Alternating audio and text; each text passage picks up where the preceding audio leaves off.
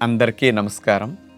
ఆసనాలు చేసేటప్పుడు కొంతమందికి ఒక నిమిషమో 2 నిమిషాలున్నా ఏమి నొప్పి అనిపించదు, ఇంకా ఉండాలనిపిస్తుంది, కానీ సమయం లేక ఆసనం తీసేస్తుంటారు. మరికొంతమందికండి ఆసనం వేసిన 5-10 సెకండ్లు 15 సెకండ్లకి పెటపెటలాడిపోతున్నట్టుగా, అమ్మో ఎంత నొప్పిగా ఉందో, ఎంత పిండేసినట్లు అయిపోతుందో, ఇక నా వల్ల కాదు ఆసనం తీసేయాలనే సందేహం కలుగుతుంది. ఇట్లా నొప్పి కొంతమందికి త్వరగా వచ్చిందంటే ఏమైనట్టు అనే సందేహం కలుగుతుంది. నా శరీరం ఏమన్నా యోగాకి పనికిరాదా అని అనిపిస్తుంది. కాదు, మీకు అలవాట్లేక ఆ కండరాలు మీ లోపల వీక్గా ఉండటం వల్ల, మీకు కాస్త బరువు బొజ్జు ఎక్కువ ఉండటం వల్ల మీరు ఎక్కువసేపు ఉండలేకుండా తక్కువ సమయంలోనే మీకు నొప్పి వస్తున్నది.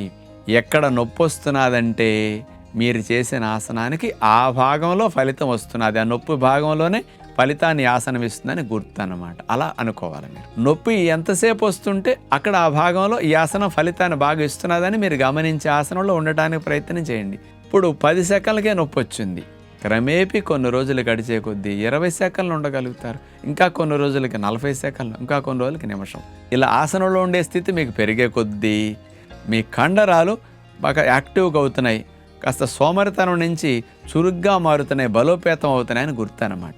ఆసనం వేస్తే నొప్పులు వెంటనే వచ్చేవారికి కాస్త అలవాటు లేకపోవచ్చు, ఏజ్ ఎక్కువ అవ్వటం వల్ల అవ్వచ్చు, కండాలు టైట్గా పట్టేయటం వల్ల అవ్వచ్చు, అలాగే మీరు ఇన్నాళ్ళు కష్టపడకుండా నీడపట్టున కూర్చొని చదువుకోవటం, ఉద్యోగ వ్యాపారాలు చేయటం వల్ల అవ్వచ్చు.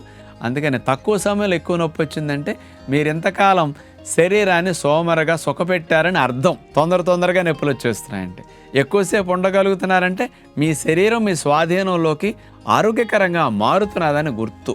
ఇలాంటి విషయాల్లో మీరు వ్యత్యాసాన్ని గమనిస్తే దాన్ని పాజిటివ్గా తీసుకుని ఆ పెయిన్ని కూడా మీరు నొప్పి లేకుండా చేసుకునే స్థితి వరకు యోగా మీరు అభ్యాసం చేస్తుంటే మంచి మార్పు మీలో వస్తుందని విజ్ఞప్తి చేస్తూ నమస్కారం.